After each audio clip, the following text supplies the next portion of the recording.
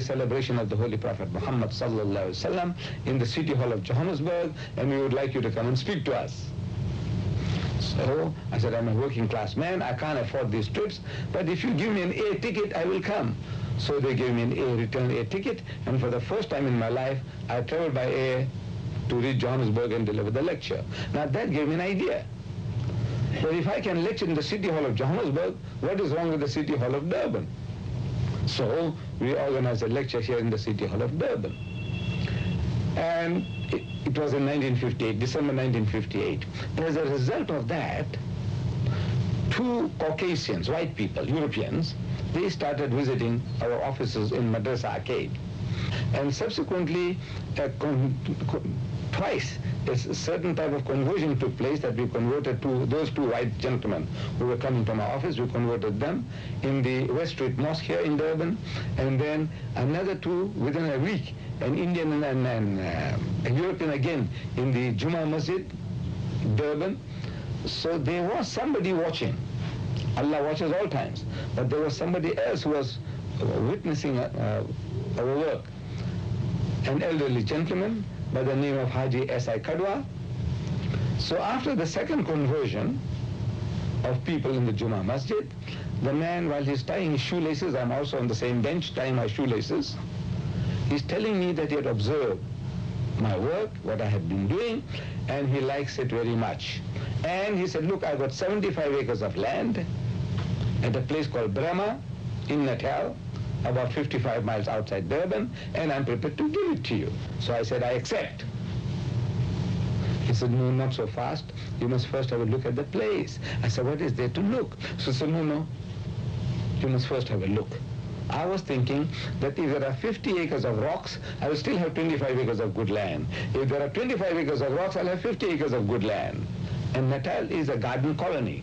This colony is called a garden colony with all its greenery and beauty and natural qualities about it.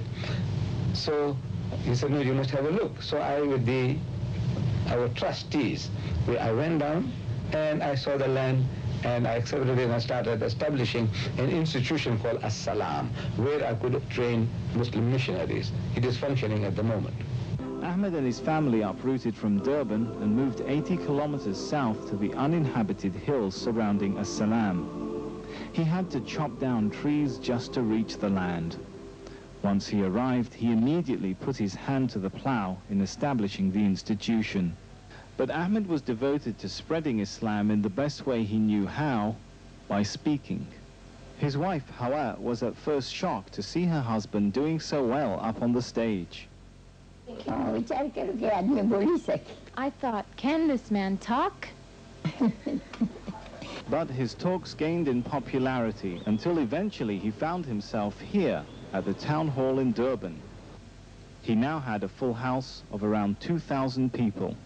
Deedat's lectures here were some of the few events in which segregation briefly disappeared. His message was that there were many contradictions in the Christian Bible and doctrine, and that Muhammad was indeed a noble messenger sent by God. Ahmed's preaching began to take over his life. He moved to apartment number 45, Hussein Building, where he put in countless hours of planning as well as budgeting. We have been doing a certain type of work in that we were using the Juma Masjid Durban for attracting visitors. So we started advertising the Juma Masjid Durban. In the Durban Corporation brochure, they give out to visitors, tourists, we saying that visit the largest mosque in the southern hemisphere. For a free guided tour, phone 27054. That was a very old number. And people used to phone and they used to come.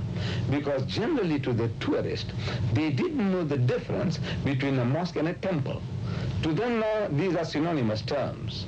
So they came and we explained to them what goes on. We gave them free literature, and this was one of our major works that we were doing, giving out literature and explaining Islam.